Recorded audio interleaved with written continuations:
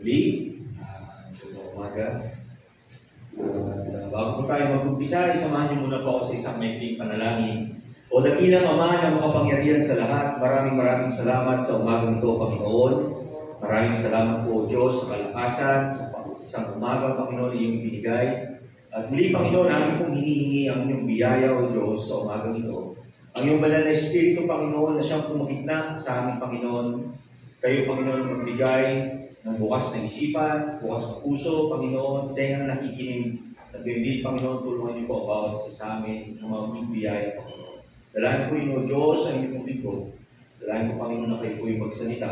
Maipahayag ang iyong mga salita, Panginoon, ng walang pag-aalinlangan at buong katotohanan. At higit sa lahat, Panginoon, ay ang mga parangalan ng Panginoon. Dalangin po namin ito sa lahat ng inyong iglesia sa umagang ito, sa pangalan ng aming Panginoong Jesucristo, na aming dakilang tagapagligtas. Amen. Amen. Amen. So,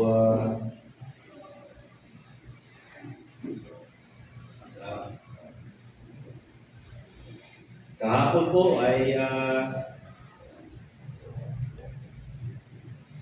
nagawa po namin na magkaroon ng fellowship. No? Tutuwa ako sa mga love letter. First time ko makarinig ng shortest love letter kahapon. Ayun. So, anyway, sa ating po pag-aaral ngayong umagang ito ay may pag-aaralan po tayo isang kwento na napakahalaga. Ang isang bagay na tingin ko maraming Kristiyano nagkakaroon ng pagkakamali sa bagay na ito. Kahit ako, marahil ay nagawa ko to or possible nagagawa ko pa ng hindi ko alam. Kasi I'm preparing a series muli, pero hindi ko pa siya matapos. Hindi ko matapos yung buong series na yun.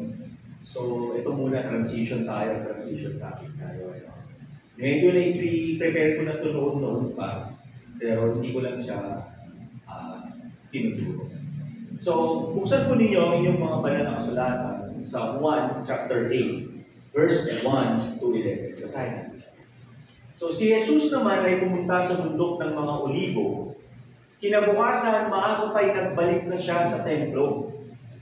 Lumapit sa kanya ang lahat, kaya tumubo siya at nagsimula siyang magturo. Dumating doon ang mga tagapagturo ng kautusan at mga Pariseo na may dalang isang babae na huli sa pangangalo niya. Iniharap nila ito sa karamihan. So, titignan po natin dito, ang nagdala rito, hindi po mga people in authority, at sabihin natin sa panahon natin ngayon ay mga pulis o kahit na. Hindi nagdala dito ay yung mga leaders ng iglesia, no? Yung leaders sa church, kasi tagapagturo ng kautusan at mga Pariseo. Pero technically kasi, during that time, Israel is actually on a different form of government. Ang namumuno talaga sa kanila ay mga religious leaders nila. No? Pero under sila ng Roman rule. At sinabi kay Jesus, Guro, ang babae nito ay nahuli sa akto nangangalo niya. So, ibig sabihin nito, yung taong ito, nung nahuli, they caught her, according to them, according to sa kanilang nahuli siya doing the act. Ibig sabihin, nahuli ito during that time na mayroong bagay na nagaganap at nahuli sila. And then, ayon sa kautusan ni Moses, nandun yung mga tagapagturo ng kautusan, dapat batuhin hanggang sa mamatay ang mga katulad niya. Ano naman ang masasabi ninyo? So remember, Jesus Christ is teaching during that hour. Nagtuturo siya. And probably he's teaching about love, teaching about forgiveness, teaching about mercy, teaching about grace, teaching about the coming kingdom of God. Then all of a sudden, biglang darating itong mga Pharisees at sa mga teachers of the law, dala-dala yung babae and said, eto, nahuli natin sa akto. And under the law, ang dapat sa gawing babae nito is patuhin hanggang sa mamatay. Alam po ninyo, if you're going to read the Moisés Law, no? kung susundan ninyo ang law, kahit yung pagsaway sa magulang nun, ay may pagpabato ang kaparusahan. Sagutin mo ba sa sino magulang mo nun? Pwede kang hilahin sa labas ng bayan, nagpapatuloy ka hanggang sa mga. That's how harsh, no, yung law. Ganun kalupit ang batas. And this time, ito, pag nahuli ka sa akto, hindi ka nadadaan sa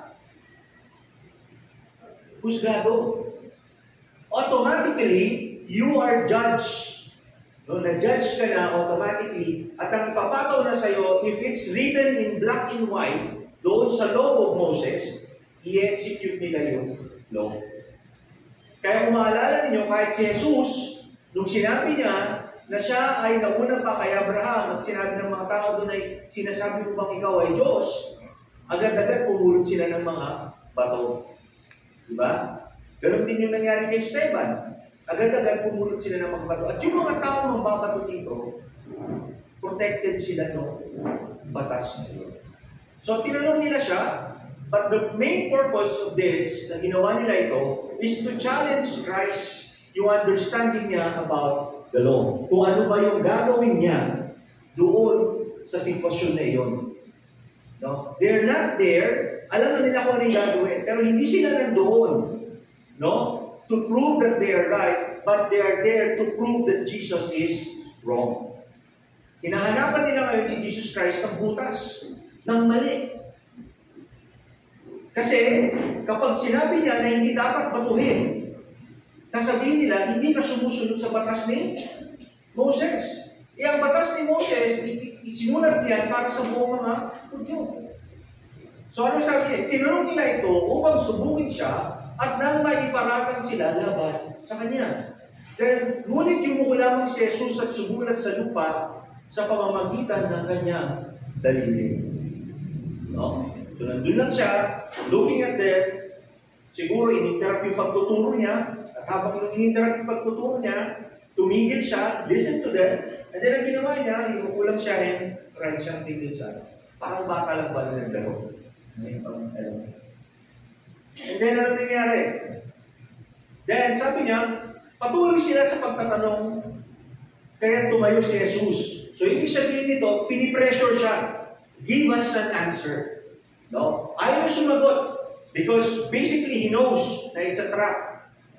Pero ang ginawa sa kanya, they put pressure into him. Pinipressure siya ngayon. Sabi sa kanya, ano sagot mo? Ano sagot mo? So dahil sa pressure na yun, what he did was he stand, tumayo siya, at ang sabi niya is ito, ang sino man sa inyo na walang kasalanan, ang siyang maunang bumato sa kanya. So yun yung una yun. Then, ang sumunod niyang ginawa is yumuko at sumulat sa lupa. So kung titignan mo yung sagot ni Jesus Christ, is that hindi niya sinabi na walang kasalanan yung babae. Hindi rin niya sinabi na yung babaeng ito ay hindi totoo nangangaling niya.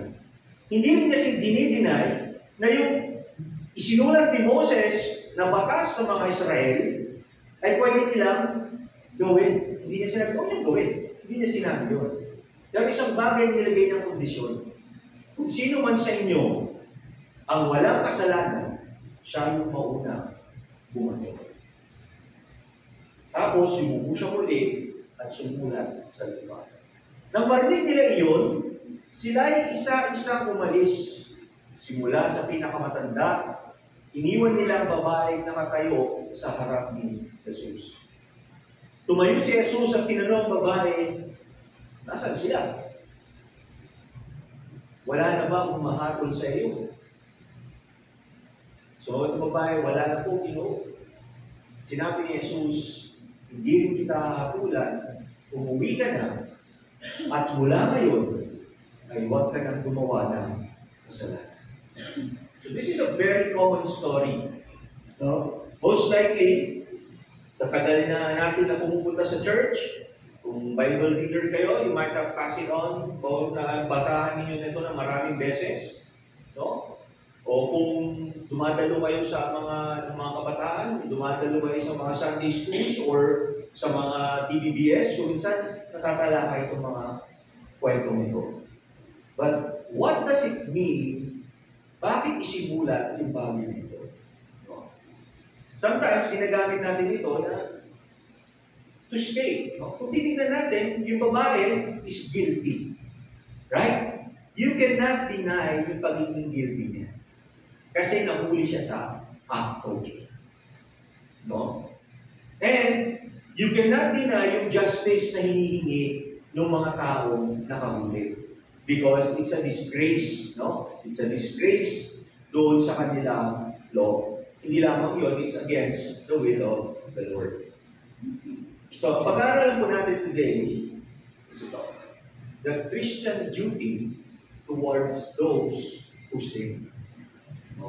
Ano yung tungkulin ng isang Kristiyano doon po sa mga tao nagkakasala o may pagkakasala. No? Sa atin siguro marahil sa ating mga buhay, how many times have we heard, no? Nung sinabi ng Panginoong Jesus, sabi ni, ilang beses ka magpapatawad?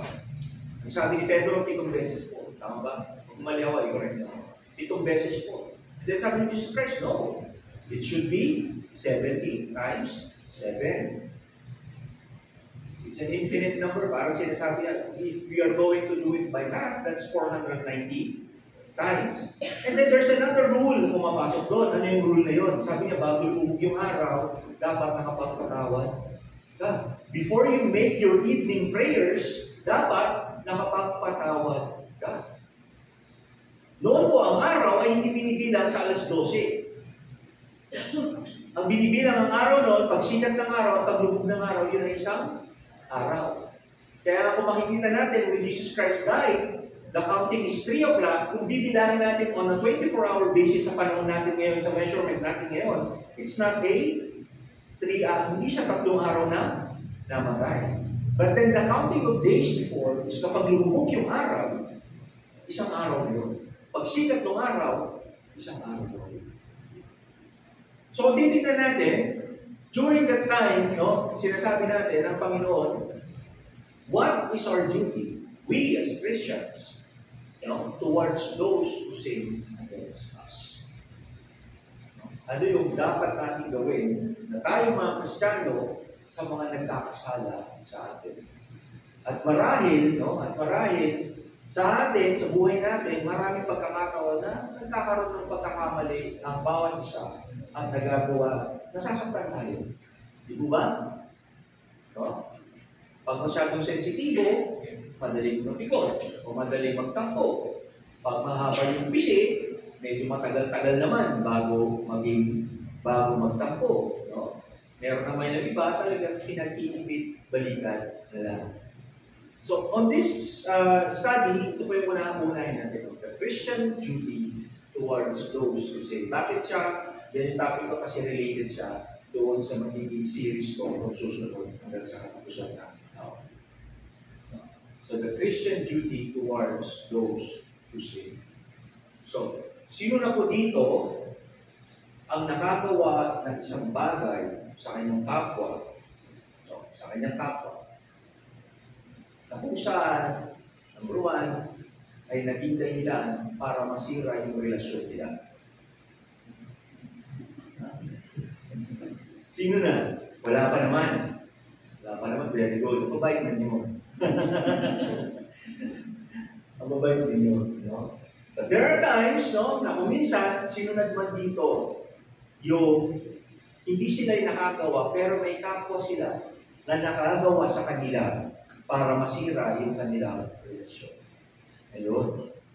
No? So, meron pagkakataon, it's either vice versa. Right? Vice versa. So, mag-asawa. Sabihin natin sa mag-asawa. Bakit nag-iiwala yung mag-asawa? Because, meron isang bagay na nagawa yung isa na hindi niya na kayang i-tolerate. O hindi niya na kayang tiisin. Hindi niya na kayang patawarin. Hindi niya na kayang pagbigyan. And that's the reason why nangyayari is that they leave. Nag-iiwalay sila. Siguro nga, sabi nila kung may divorce sa Pilipinas, isa tayo sa may pinakamataas na divorce rate sa buong mundo.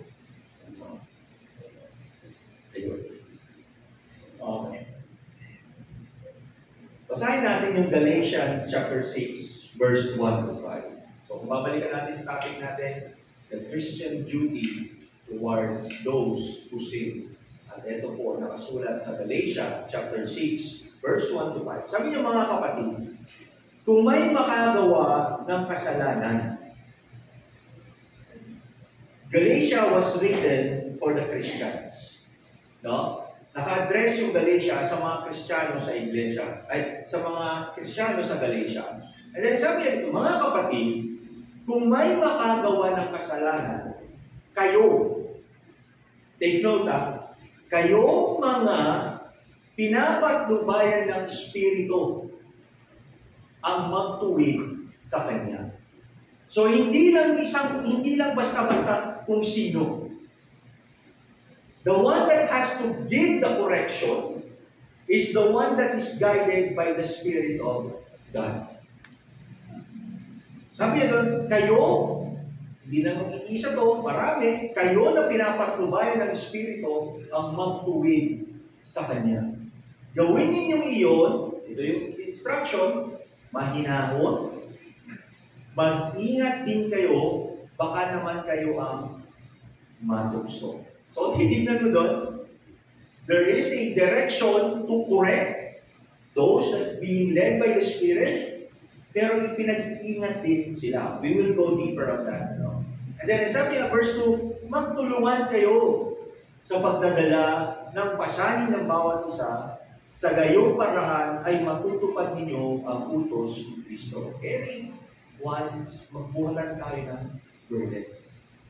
Dahil inaakala ninyong kayo'y nakahihigit sa iba, subalit hindi naman dinadayan ninyo ang inyong sarili. No? Suriin ng bawat isa ang kanyang sarili. Magalak siya kung mabuti ang kanyang ginagawa. Huwag na niyang ihambing pa iyon sa gawa ng iba. Sapagkat ang pananagutan ng bawat isa ay ang kanyang sariling gawain. So that is how we should act when someone sins against us. Meron po 3 points and 1 warning dito po sa ating pag-aaral. So let's go with the first point. Number 1. If we are to correct, if we are how we should act, those people that are sinning or nakagawa ng mali sa atin, first, see the person behind the sin.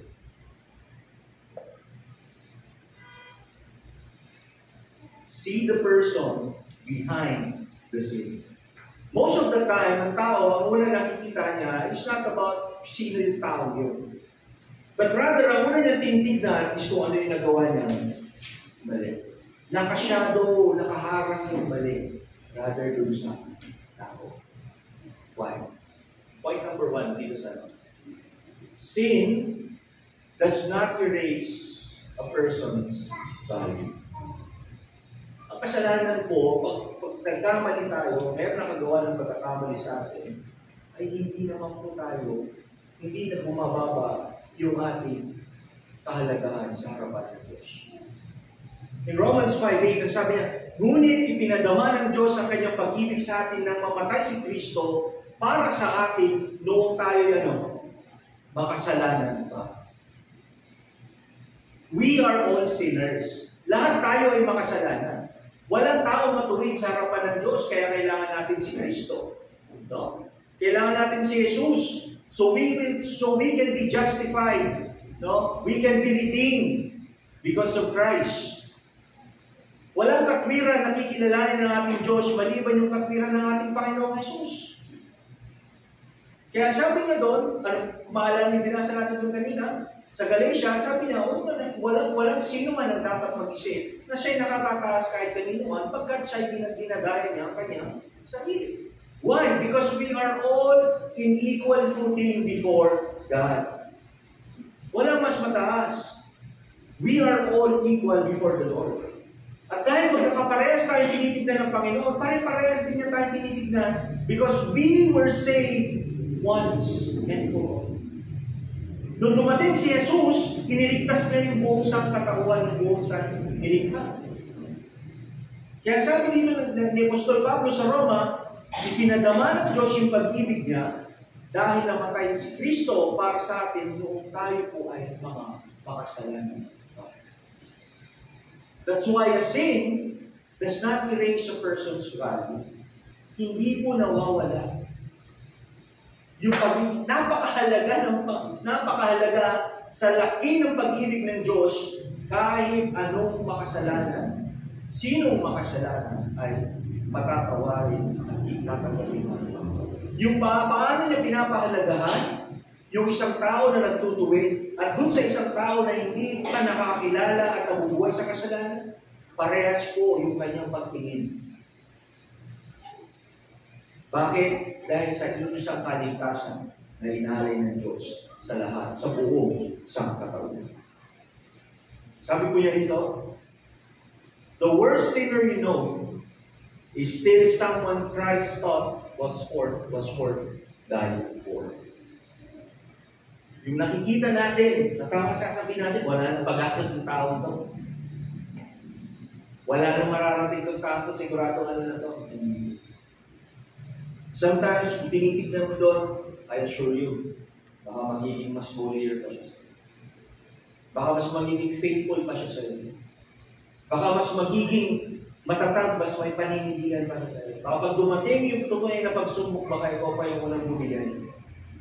Baka ikaw pa yung unang matumba. Ikaw pa yung unang matukso. Remember, yung babae, ang tingin ng nakapalibot sa kanya, he is a sinner, deserved to die. Nung hindi na siya doon, nahusgahan na siya, and he is intended to die. Mamamatay na siya nung araw na yun. But then, when he met Christ, she met Christ. When she met Christ, ano sabi ng Panginoon? Hindi kita inuusgahan. I do not condemn. Why? Kasi yung taong yun na tinitignan ng lipunan na wala ng halaga at patakunin na yung buhay sa mata ng Diyos, yun ay isang kaluluwa na maaaring maligtas. That's the reason why we're always sharing the gospel. That's the reason why kaya matindi yung pag-utos ng Panginoon to share the gospel. Matindi yung pag-utos ng Panginoon to evangelize. But hindi pag-utos ng Panginoon to deliver the good news. Why? Kasi those are the things that people will be saved. Maliligtas ang tao pag narinig nila yun. Paano nila malalaman yung pag-ibig ng Diyos? Paano nila yung babae yun? Nung dinala doon sa harapan ni Kristo at ang ginawa ni Kristo ay umalis, maliligtas siya. And then she will die. Pero ang ginawa ng Panginoon, He point out kung ano yung palaking pagkakamali ng mga Pariseo at saka ng mga tagapagturo ng kautusan. Na wala silang pinagkaiba dun sa babaeng patutot, yung kalagayan nila at yung kalagayan ng babae. Yung value nila is the same as the value of those who may kasalanan kayo. And each and every one of us needs salvation. Kaya sabi ng Panginoon, sabi na, the worst sinner, the worst, you know, is still someone that Christ thought was worth dying for. Namatay siya para sa lahat at para sa atin. If you acknowledge yourself as a sinner, yun yung first step for repentance. Pero hanggang na nakikita mo is your self-righteousness, you can never truly repent. Hindi ka magsisisi. And you will never surrender. Number 2. Point number 2, dun sa point number 1. O sa main topic number 1. Jesus always looked past the sin to see the person. The Pharisees only saw an adulteress. Jesus, na yung pinupoint out ko kanina, Jesus saw a soul that could be redeemed. Kaya, pwede. Ano yung kailangan niya? She only needs to hear the good news. Kailangan lang niyang marinig yung mabuting balita natin yun na mayroong pag-asa. meron kang pagkakataon, meron ka palang buhay. Meron palang isang bagay na hindi mo lang nalalaman. Merong emptiness doon sa iyong pagkatao that you do not know where to get. Meron palang emptiness, meron hole, may butas sa pagkatao mo na hindi nabubuo. But then, yung emptiness pala na yun is through Jesus Christ. Only through Jesus Christ. Yung babaeng yun, when he was looking at it, sinabi ng Panginoon sa kanya, asan sila? Sabi niya, Ginoo. Hindi nga niya kilala si Jesus Christ. Isang tao niya, Ginoo eh. Sabi niya, wala na sila eh. Tandaan yun, tumawag, nilapitan siya, ang tawag sa niya sa rabbi, teacher. No? Asan na sila? Alam niyo po yung babae, if I were to imagine kung ano yung kalagayan niya, yung babae is brain numb ngayon. Manhid na yung kanyang isip. And most likely, habang hinihila siya, balikan natin yung mga panahon na yun, yung brutality ng mga tao. It's different. It's different sa panahon ngayon. Matindi yung brutality ng tao. Siguro, nung hinihila nila yung babae niyon, hindi lang kung sa atin ngayon, pag nagkasala ka, lalo na kung politiko ka, naka-white shirt ka, meron kang necklace, diba? Ganun yung sa atin ngayon. Or kapag high profile na ano ka, nakatakit yung ulo mo gano'n, iyayakap ka ng pulis, inaalala na lahat ng bagay na yun. Pero ito, dahil mababang, para sa sosyudad, ay mababa siya, you do not expect that same treatment. Marahil baka yung mga lalaki doon na nakakita na una sa kanya, hindi lang siguro 10 o 15 o 20 sampal na yung tinanggap niya. Hindi lang siguro ilang tadyak, ilang suntok yung tinanggap niya. Bago siya nadala sa harapan ni Kristo Jesus. Which means, binubugbog na siya.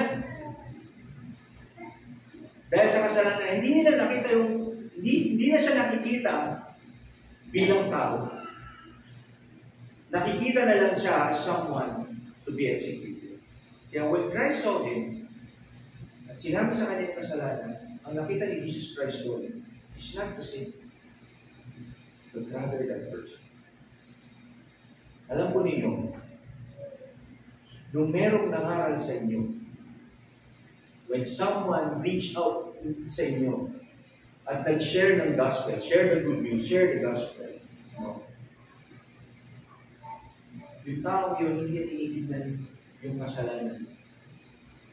Kundi ang nakikita niya sa'yo is ikaw, you, as a person being loved by God, that can be redeemed, that can be restored. Kasi hindi lang naman hindi mananampalataya mamimit mo rin yung mga nagtumalino na, yung mga nag-backslide na, yung mga na-hurt, no? Tapos ayaw na lang bumalik. Mamimit mo yung mga tao yun. But then when you see through them as a person, no, that can be redeemed, that can be saved, that can be restored, nag-iiba yung perspective. Hindi ba bago? Hindi ka agad susuko. Hindi ka agad tatalito. No? So if we're going, may mga nakagawa sa atin, yun yung topic natin. No? We should always look past kung ano yung nagawa niya. Alam ko yung sikreto rin yan ng marriage. No? Kahapon, mga lalaki, mukhang servitude. O mga magluto, si Brother Joe. Yung mga gano'n. Pero kung titignan natin, we look past sa mag-asawa, yung narinig ko lahat kahapon, is that you look past whatever shortcomings yung partner. And then you feel. Ano man yung shortcoming ng bawat isa, is you feel. Ikaw yung taga-buo. Kaya sabi, doon mo maintindihan when the Lord said, you are one. Diba? You are one. Because that unity fills always the gap na kulang ng isa. Right? So, pangatlo, why we often fail to see the person. Kaya, bakit kung minsan, hindi natin nakikita yung tao na nakikita na lang natin yung pagkakamali. Number one, because we focus on the offense and not on the soul. Ang tinitignan natin ay yung pagkakamali at hindi yung kaluluwa na maaaring maligtas. And sometimes, kasi meron din pong malaking kasalanan dyan, yung mga evangelistic team. No? Pagkilala ng nila, sasabihin nila, wala na yan. Halika na, magpalagpasan na natin. Or, they easily give up. Hindi naman nag-respond. Well, there is a limit. No? There is a limit. Huwag mo sasayangin naman yung panahon. But then, always focus on the soul. Number two, we forget our own task. Minsan hindi natin naalala na once, bago tayo natutong manamit ng maayos, bago tayo natutong manalangin, bago tayo natutong magbasa, katulad din natin sila. Right? Nakakalimutan natin, sometimes nawawala na yung rigor natin pagdating sa pagpapakilala ng Panginoon sa iba kasi nakalimutan na natin na tayo rin naman ganun din. Na bago ka naging banal sa tingin mo, sa sarili mo, dati ka rin naman hindi banal. Mas malala pa. Right? So we forget our own past. Hindi natin maalala noon, during the time when you hear a salvation message, doon ka nag-decide to what? To accept God. Na-realize mo that what we are failing as Christians is not because nakakalimutan natin the importance, yung kahalagahan ng kaluluwa, bawat kaluluwa. So,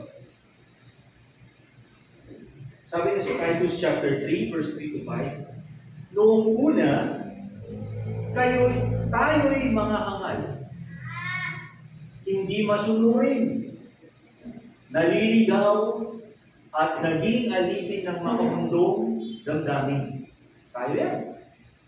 At lahat ng uri ng kalayawan. Nagahari sa atin ang masamang isipan at pagkaingit. Tayo'y kinapuputan ng iba at sila'y kinapuputan din natin.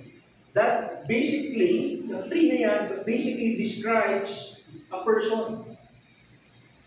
No? Nagsasabi yan ng tao, mangal tayo, hindi tayo masunurin, naliligaw tayo. Ito, marami to, alipin ng makamundong damdamin. Napaka-broad niya.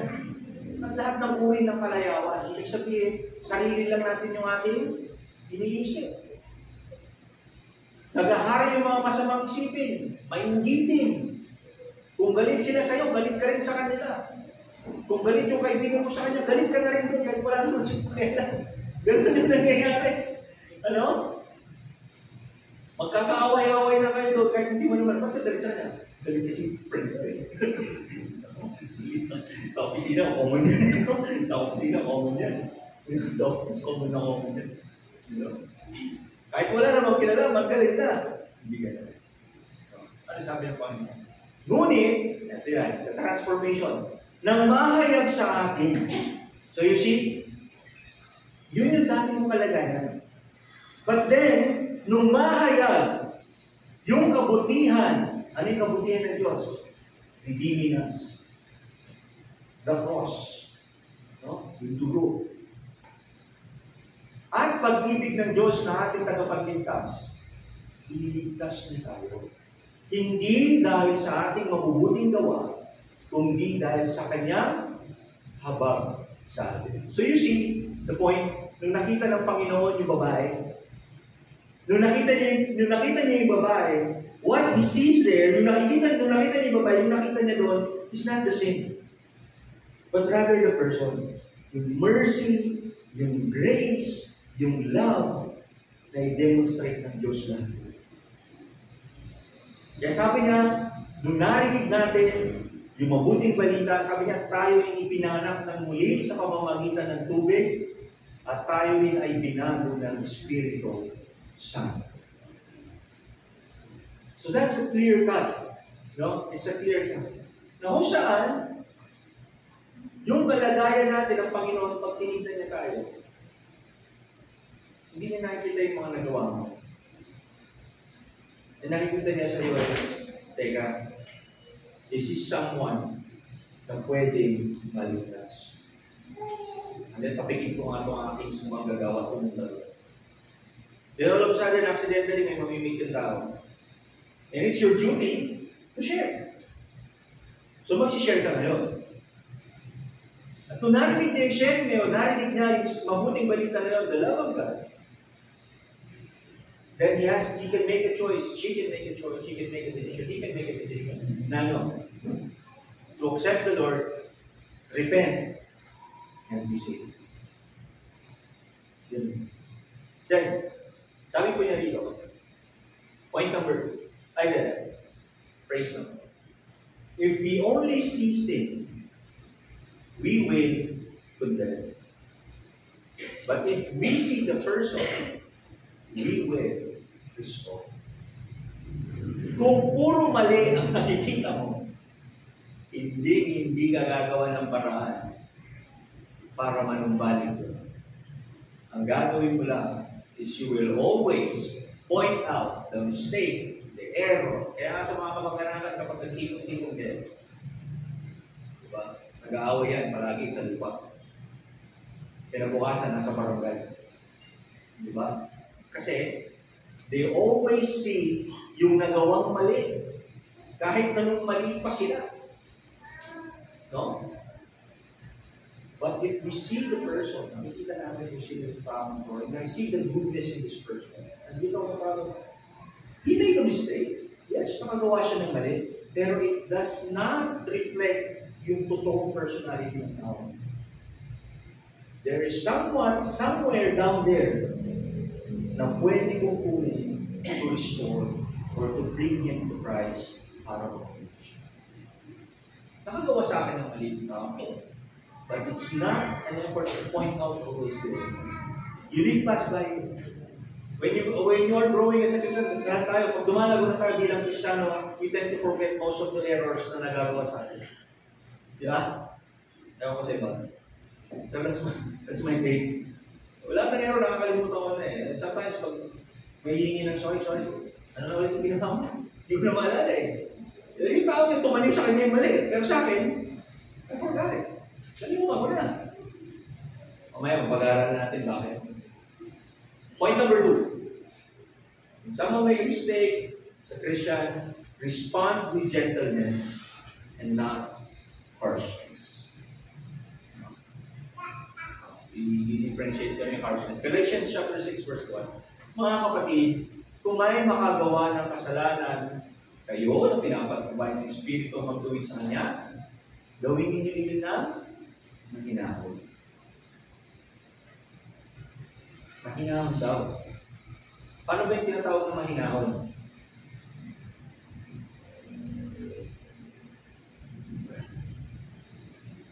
Okay lang yan. Saan ka masaya? Supportahan kita. Naalala ko sa salitang Pangasinense. Sino Pangasinense rito? Pumunta sa radio station sa Lagupan City. Pero kung saan ka masaya, supportahan ka. Parang gano'n yung magkakasabi.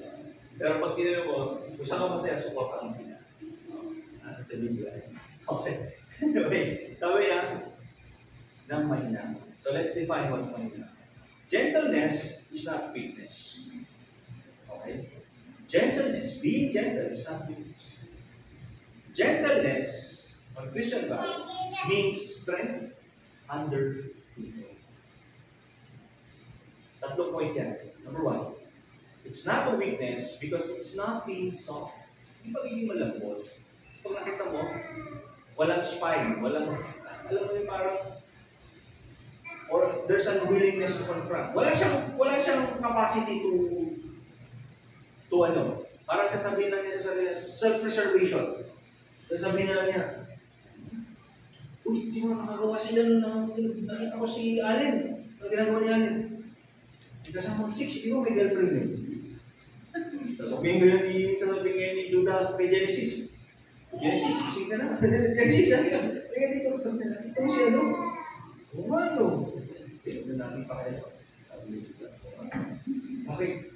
Bakit ba natin dikit? Sabihin natin kay Maso. Bakit? Ayaw mo na.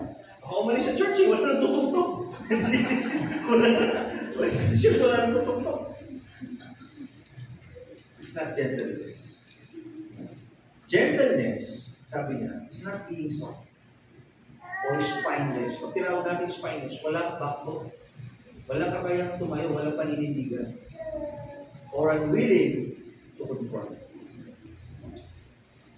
So pag nakita ni Judah, si Allen, na may ibang kasamang chicks, pero alam niya may girlfriend si Allen, dapat sabihin ni Judah, Brother Allen, huwag kayo magtawagin ng brother doon, ha? Pag ano, kasi sabi, Christian kayo. Sabi niya ng Allen, Allen!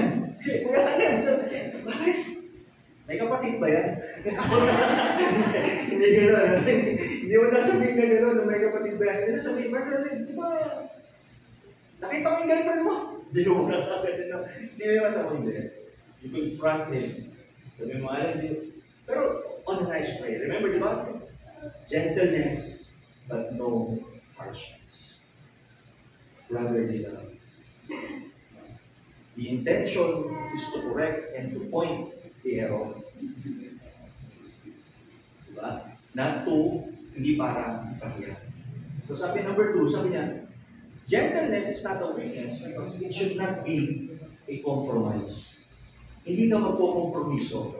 It doesn't mean ignoring sin to avoid conflict. No? Siyempre, sasabihin ni Allen doon, pag nakita niya, uy! Sino sa mong nakakita? Di ba? No. Sasabihin naman ni Judah, mag-inasal lang yan. Nakahibig na kami. Compromise na kami. Kasama ko si Genesis, okay na. Under-rise, okay na.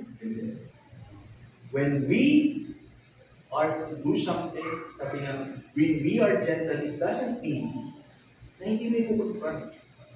It doesn't mean i-ignore mo. Hahayaan mo na lang. Kaya mo na. Parang hindi lang tayo mag-away. Hindi gano'n. Hindi gano'n yung tinatawag na gentleness on a biblical standard. Sabi niya, it's not passive. Hahayaan mo na. Gentleness should be active, deliberate, and with a purpose. You confront the error. No, you confront the error strong enough kahit magkaroon ng conflict, but it should be actively. Meron kang deliberate reason and meron kang purpose to back. That is how gentleness is. Kaya sabi niya, gawin niyo ito na mahina. Mahinahon in a way na kung saan you can get that person na kinukonfront into repentance. Magsisisi. Marirealize na yung kanyang ginawa pagkakakak. Harshness drives people away. Totoo yan. Kapag ang paraan ng ating pakikipag-usap, yung paraan ng ating pagpuna, paraan ng ating pagsasabi, drives people away. Sabi niya doon sa Kawikaan 51, ang malumanay na sagot nakakapawi ng galit. Ngunit sa tugong marahas, kung ay hindi mawawala. Halimbawa, sa mga anak, si Jade, mabait ka anak mo yan.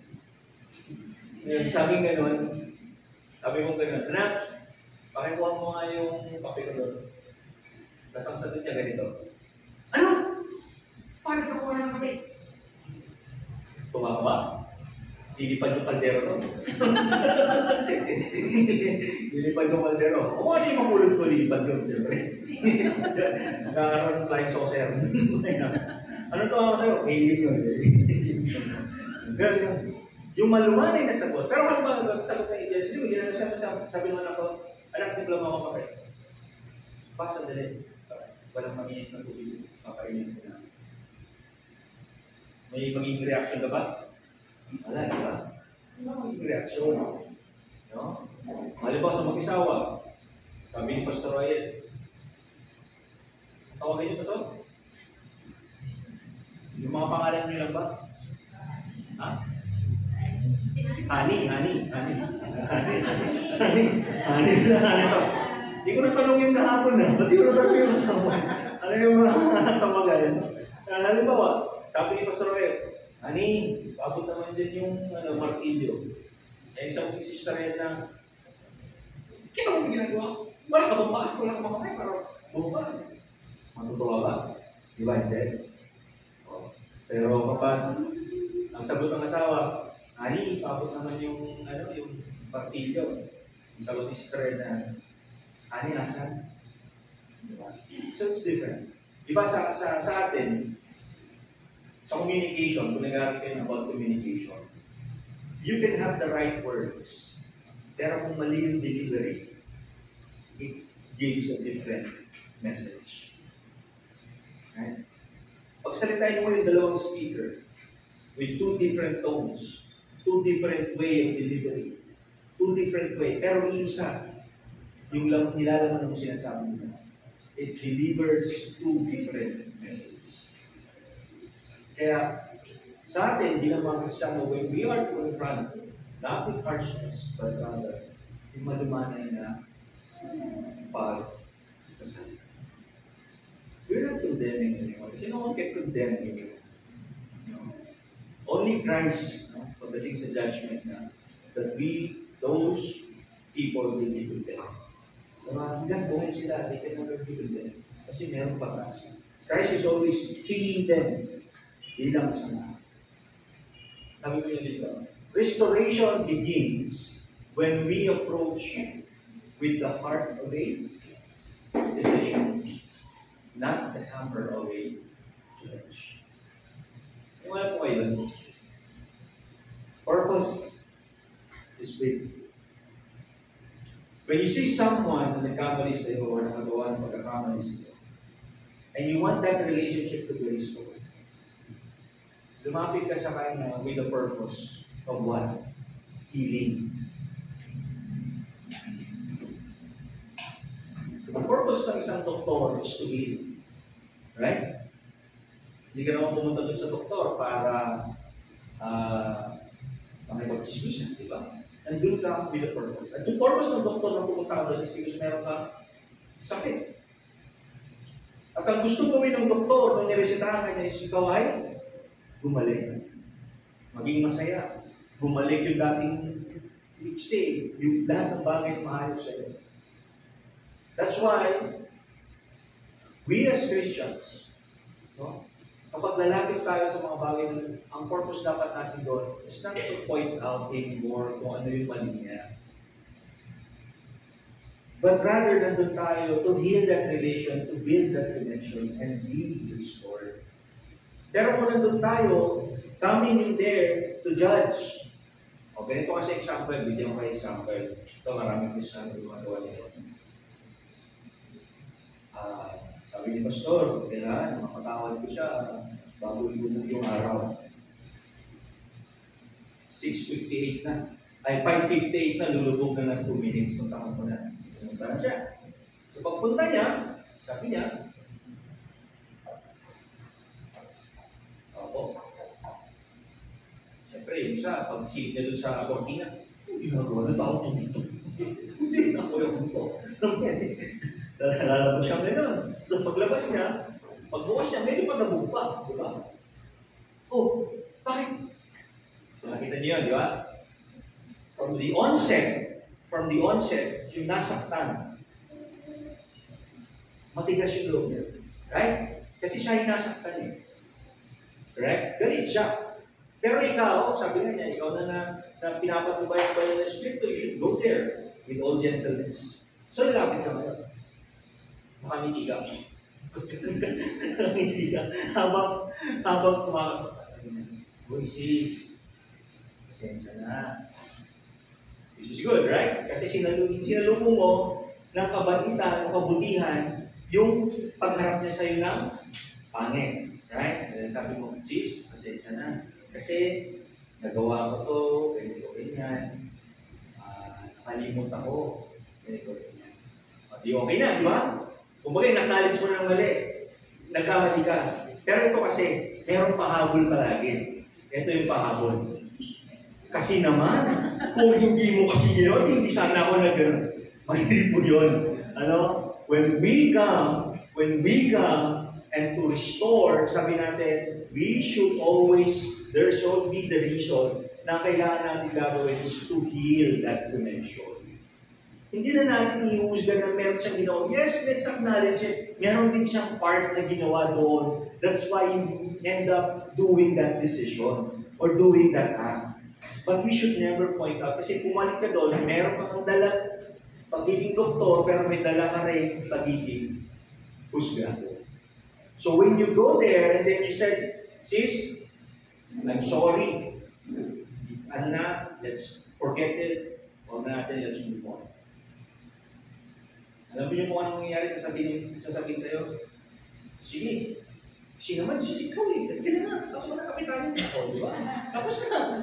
Tapos na yung problema. Tapos na yung issue. O kinabukasan, BFF na kayo ulit. Di ba? Yung mga post nyo dun sa social media, pinagbuburan nyo na. O, di ba? Hindi na mahanap. Yung nakikichismis na kapitbahay nyo, nandito yung post nyo. Ba't nawala? Di ba? Ganun na kasi dinala sa social media yung nawalan. Again, our approach as a Christian, kailangan nakikita yung reflection natin with as a follower of Christ. Then, number 3, help bear their burden. No? Tulungan natin sila na buhatin din yung kanila nararamdaman. Ano yung kanilang pinagdadaanan. Paano po ito gagawin? Sabi niya sa Galatians chapter 6 verse 2, natulungan kayo sa pagdadala, magtulungan kayo sa pagdadala ng pasanin ng bawat isa. At sa gayong paraan, sabi niya, ay natutupad ninyo ang utos ni Kristo. When he said magtulungan, sabi niya, anong gagawin natin doon? Ibig kong sabihin doon is that we'll just kukunin natin yung full responsibility dun sa bagay nito. The answer is no. Ito po yan. Alam po ninyo kung bakit kailangan natin magtulungan. Ito kasi. Sin leaves a heavy burden. Alam po ninyo, bagaman let's say on the outside, I am winning. Pero on the inside, sa isang tao nagkakamali at nagkakasala, mabigat sa kanya. Why? Because there is guilt. Merong guilt. Minsan, kapag malala rin nagawa, there is shame. O kung nakikita na natin yung consequence ng ating ginawa, hindi na kayo nag-uusap ng mag-isawa, o hindi na kayo nag-uusap ng magkapatid, o nagkahiwalay na kayo ng magkakamag-anak. Yung mga bagay na yun na hindi natin napapansin, nag-uumpisang bumigat yan. Nag-uumpisang bumigat. At yun yung burden. Kaya kung minsan may makakausap ka, bigla na umiiyak.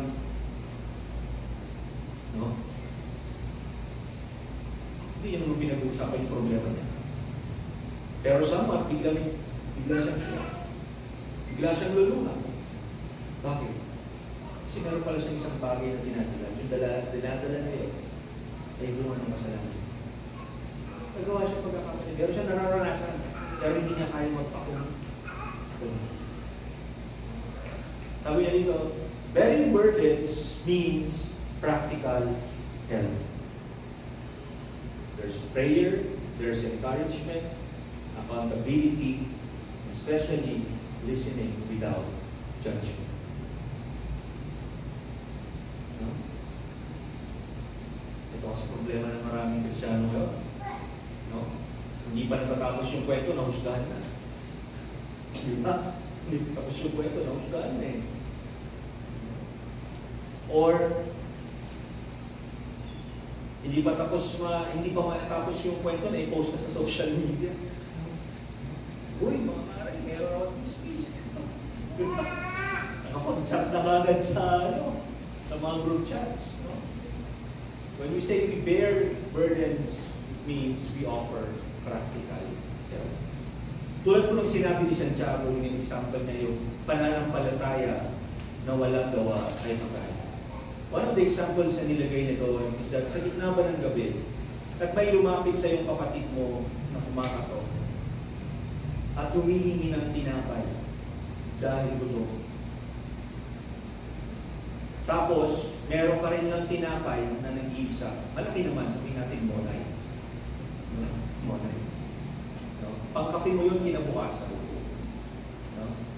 Ang sasabihin mo ba dun sa kapatiran mo na yun, sa kapatid mo na yun na kumatok, na humihingi ng pagkain dahil nagugutom siya ng gabi yun, sasabihin mo ba sa kanya, pag-pray ka, God will provide, bless you, kapatid. Diyan ka lang, I will pray over you. Ililay hands ko tayo, bro. Paglakad mo dyan, sigurado may nakatid. There's a reason why napunta siya doon. You have a blessing that you share. Right? Kaya pag tinawag natin practical, kaya ang sabi ni Apostol Santiago, ang sabi niya, yun ba yung nagpapatunay na meron ko pananampalataya sa Panginoon? Mas na. Sabi niya, bihisan mo, damitan mo, pakainin mo. Yung kapatiran mo na kanila. That's practical. So you pray with him, you encourage him, pero meron kang accountability, and that accountability should bigyan mo siya ng pagkain. And then you listen, bakit ano bang nangyari sa'yo? Bakit ka napunta dito? Nawala dito pa na. Without any judgment. So that's bearing burden. It means practical. Sabi ni Apostol Paul, sabi ni Panginoon Jesus, tinanong ni babae, wala na po, Panginoon. Then sinabi ni Jesus sa kanya, hindi rin kita kakatulan. Umuwi ka na. Sabi niya. And then there's a clause. May clause. Kung hindi kinondemn ni Jesus Christ yung babae. Ano yung clause na yun? Mula ngayon. From this point forward, huwag ka nang tumuwa na kasalanan. Ano yung sabihin? Before, nung hindi mo ako nakikilala, you're doing the things that you want to do. But now, nagkaroon tayo ng encounter, I will not condemn you. I will forgive you. But, from this moment forward, hindi ka gagawin. That's the condition. Yun yung isang bagay na isang maraming Kristiyano ang nakakamiss. Sabi niya dito, he did not excuse the sin, but removed the weight of the condemnation. Hindi niya sinabing mali siya. Hindi niya sinabing kasalanan ka. Sabi lang niya, hindi rin kita hatulan. Ibig sabihin nun, nung nakita niya si Jesus Christ, ang in-offer ni Jesus Christ sa kanya is grace and mercy and love. Hindi kita hatulan. Pero ako nang ulit. Naalala niyo pag pinagsasabay niyo yung mga anak niyo? Diba?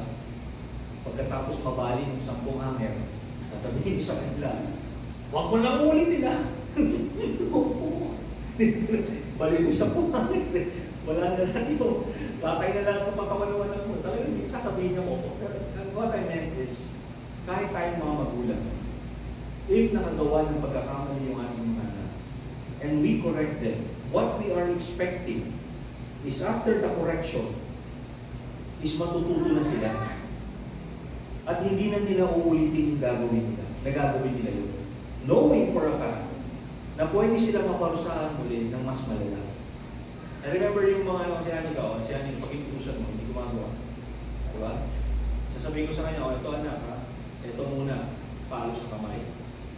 Sa susunod, palo sa kwek. Ano sabi niya nila? Palo sa kamay daw. Papaloy ko siya sa kamay. No?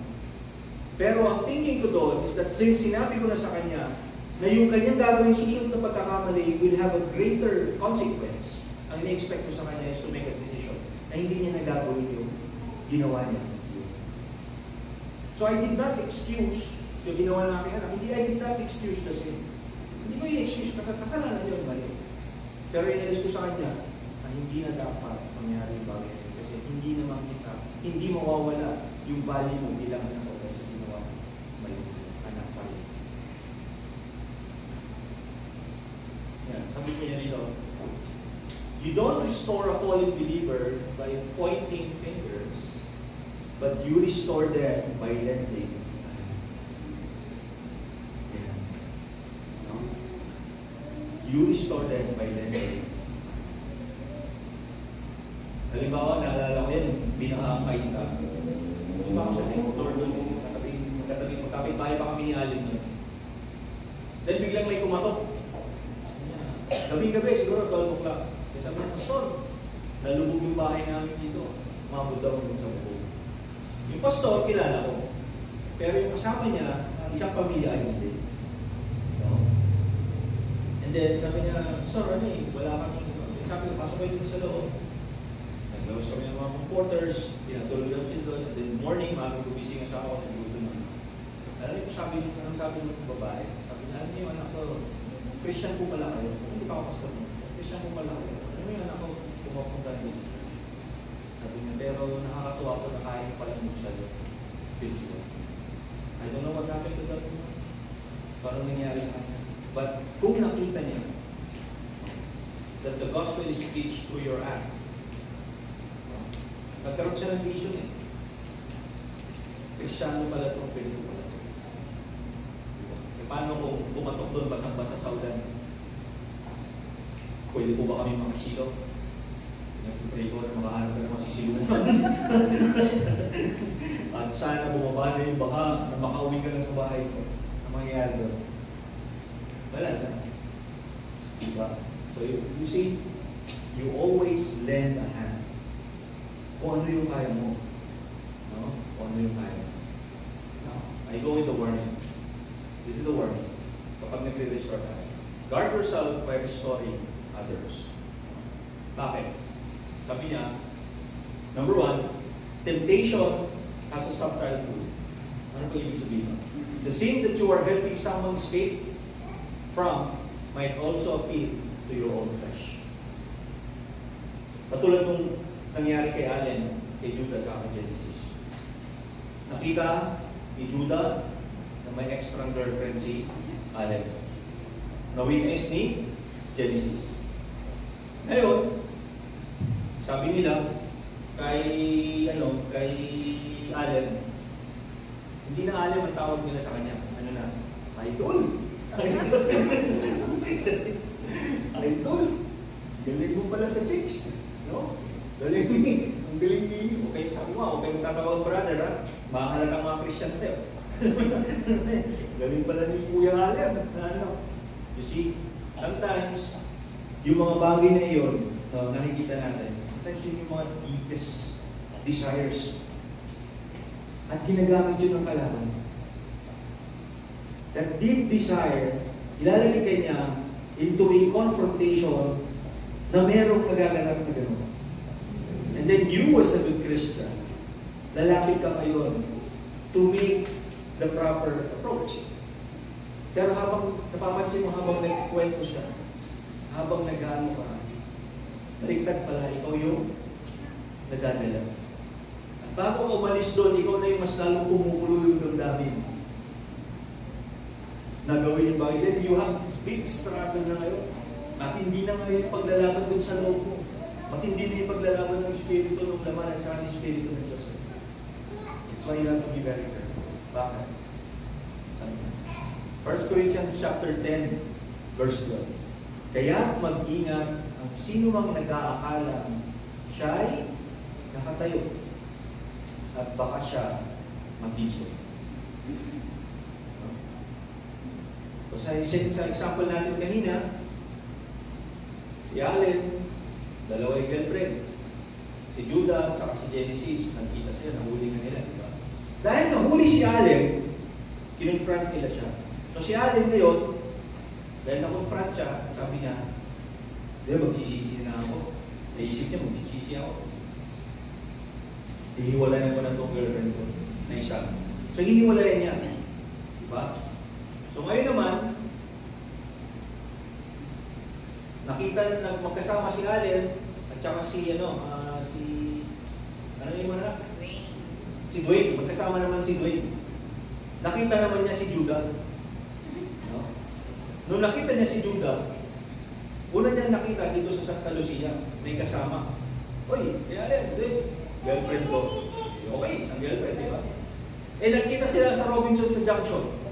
Iba na naman yung kasama niya. Sabi niya, Dwayne, girlfriend ko. Sasabihin ko yun, Dwayne, ay, Dwayne. So, nakita niyo, that desire, minsan, akala, sabi ni Judah, ang tingin ni Judah na Genesis, something na hindi dapat malilig ko yan. Pero, the deepest, innermost desire ko minsan, gagamitin ng kalaban para ilabas niya for you to fail. Kaya no one should think about themselves as someone who is smart. Kailangan palagi niyang iisipin ang kanyang sarili that he is someone that would always fail. Kaya ano sabi ni Apostol Pablo, sabi niya, hindi yung kalakasan ko, hindi yung kalakasan ng Kristo. Kasi hindi siya nagtitiwala sa sarili niyang kakayahan. No? Kundi nagtitiwala siya na pagdating ng oras na iyon, sabi niya, the Spirit of God will protect. Next. Thinking, pride. Quiet. Pride's quiet whisper. Thinking, I will never do what they did, breeds spiritual pride. Ano po yan, isang marami yan sa makagawa ng Kristo. Naisipin natin, hindi ko gagawin yan. Pinabukasan, kasama ka din sa mga diba? Halimbawa, si Allen, tsaka si Judah, si Genesis, naglalakad na sila pa uwi. At habang pinag-uusapan nila nung nahuli nila si Allen, hindi natin gagawin yun, no? Oo, kasi mali yun eh. Kasalanan yun. Wala pang isang linggo, dalawa na rin girlfriend yun. So you see, it brings spiritual pride. Alam mo ninyo, maraming Kristiyano ganyan. You will meet a lot of people with spiritual pride. Napakarami. Sometimes I would pray for them. Pinag-pray sila ako minsan if I see it. Pinag-pray ko like that. Kasi it's one of the biggest weapon ni Satan sa isang Kristo. Sabi niya dito sa Kawikaan 16:18, ang kayabangan ay humahantong sa kapahamakan at ang nagmamataas ay ibabagsak. What I've seen, it always fails. It always fails. Panguli, letter C, emotional will never do. Emotional bonds that can form in ways that cross boundaries. Alam mo ninyo, kapag when you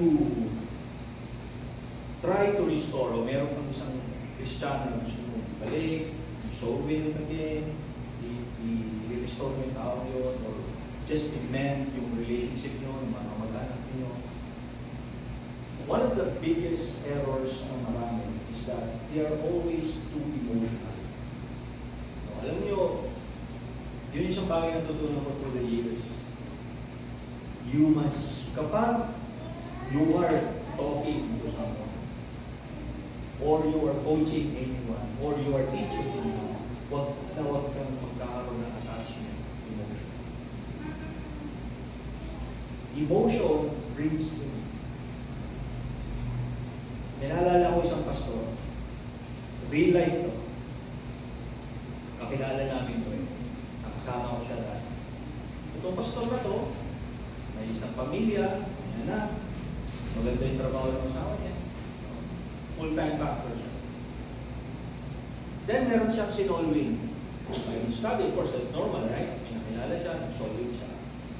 Babae. Normal naman yun na may susolving ng babae. Tama? Normal naman yun. Ito babae ito may problema sa relasyon. So, ano nangyari? babae, kwento ng kwento sa mga babae. Si pastor naman with good gentleness. So, ano nangyari? Sila yung nagkanan. Iniwan ni pastor yung pamilya niya. Si babae rin. Sumama kay pastor. Nakalungkot, di ba? Why? That's why emotional connection. Hindi ko naman sinasabing walang emosyon. Parang sintigas ka ng gano'n. Tuwag ka wala ka nang pakiramdam. No, what I meant is, we should never let our emotions dictate. Hindi emosyon ang magdidikta sa atin. Ano yung magdidikta sa atin? Decide what you can and cannot do in helping them. Isa ikaw. Ano yung kaya kong gawin? Habang pinapakinggan mo yung kwento niya, huwag kang makita. Ano ba yung tawag niya? Huwag mong magdutuman yung emosyon. Isipin mo agad. Ano ba yung pwede mong gawin dito? Ano ba yung hindi mo kaya gawin? Diba? Make that distinction. Number 2, keep your restoration. Focus on God's Word. Not on personal opinions or emotional attachment. A judgment is clouded if it's based on emotion. Tandaan niyo. Kaya nga sabi nila, huwag kang bibili kapag marami kang pera. Di ba? Ano ba? Kakawa ko yung pera mo. Andun yun eh. Di ba? So, ang gagawa mo ngayon, kahit hindi mo kailangan, mabibili mo yun. Right? Kasi, meron kang emotional touch, meron kang personal touch. It's the same thing. When we are talking to people, you should always keep the restoration focused on the Word of God. Palagi. There is no point of getting kung ano yung dapat mo sabihin. Always focus on what the Word of God says. Kaya sinabi ni Jesus Christ sa babae, sabi niya, I will not also condemn you. No? Go home. Uwi ka na. Then ipinasok niya kung ano yung nakasulat sa salita ng Panginoon. Pero magmula ngayon, huwag ka na. There's no condemnation. Ano yung kaya kong gawin? Kaya kong gawin, patawarin ka. Kaya kong alisin yung burden, yung condemnation na nararanasan mo sa kasalanan mo, yung bigat na nararanasan mo. Yung guilt na meron sa'yo, alisin mo yan. But then let's focus on what God can do. Ano yung sinasabi na salita ng Panginoon? Sin no more. Kaya lang. Pangatlo, doble. Sabi niya sa Jude chapter 1 verse 23, iligtas ninyo ang iba sa kaparusahan na para bang sinasagip ninyo sila mula sa apoy. So you see the intensity, no? Kahabagan ninyo ang iba ng may takot at kasuklaman ninyo maging ang damit na nabahiran ng kahalayan nila. Ganyan ang thinking palagi. When you are talking to people, soul winning, or naalala ko yung sa Morocco, pumunta kami sa Patay. Story na, di ba, Pastor? And one of the things na nirequest nila sa amin, nung nandun kami, was to pray for the dead. Andun yung pamilya. Andun yung namatay yung anak. Yung nanay, humihingi, sabi niya, pwede niyo po bang ipag-pray? Yung anak natin. Bakit? Kasi namatay siya eh. So, ang thinking nila, when we pray for them, at least kahit paano may intercessor ka, may intercession na mangyayari, at yung intercession na yun is magdadala dun sa anak nila sa langit. Right? So, what was our response? Tinawag ko si Sister Rose. Sister Rose, bigyan mo na yung muli ay sa kaya. Hindi. Ano sinabi namin sa kanya? Sabi namin sa nanay, hindi mo namin pwede ipanalangin yung inyong anak. Patay na siya. Kung gusto ninyo, ipunin nyo yung buong pamilya at mangangaral kayo. That was all. Dahil ang kaligtasan ay sa buhay at hindi sa pamilya. So ano ibig sabihin? Sabihin, iligtas ninyo sila. Iligtas ninyo ang iba sa kaparusahan na para bang sinasalit ninyo sila sa apoy. Kahabagan ninyo ang iba ng may takot. Pero masuklaman ninyo kahit na yung mga damit na nabahira ng kahalayan nila.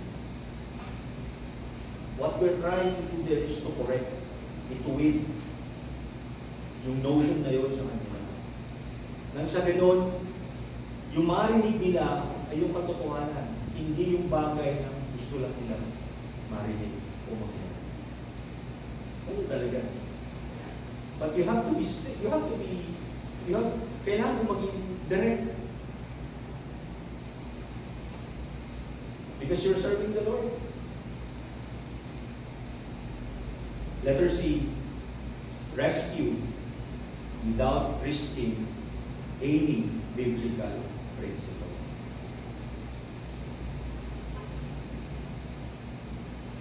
Always.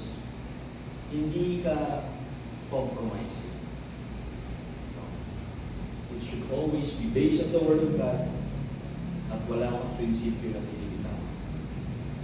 The moment na binitawan mo yung prinsipyo mo, you're serving the people no longer. So, ito po yung tatlong point. See the person behind the sin. Respond with gentleness and not in harshness. Help bear the burden, but a good warning to everyone. Guard yourself while restoring others. Ayan po. Kung titignan natin, Christ, pinakita niya sa atin kung paano siya mag-restore dun sa mga nagkasala sa atin. That woman is sinning against God. Pero nung nirestore niya ng tao ito, hindi niya nirestore through condemnation, but He restored it with love, compassion, mercy, grace. Pero again, palagi gusto i-point out, when we encounter Christ, magmula sa araw na to, stop, sit, samahan niyo ako sa panalangin. Dakilang Ama ng makapangyarihan sa lahat, salamat po, Panginoon, sa umaga ito. Salamat po, Diyos, sa iyong mga salita. Panginoon, maging katuruan ito sa aming Panginoon na magawa namin may sa buhay. At higit sa lahat, Panginoon, ay magawa namin ito upang maging katuparan ng Diyos na iyong mga salita. Mabigyan ng karangalan, puri ang pangalan mo. Higit sa lahat, Panginoon, ay mabago namin ang aming mga kaisipan at ang puso. Tulungan mo kami, Panginoon, sa lahat ng mga struggles na ito, Panginoon. Hindi sa pamamagitan na aming sariling lakas, maunawa ko kaya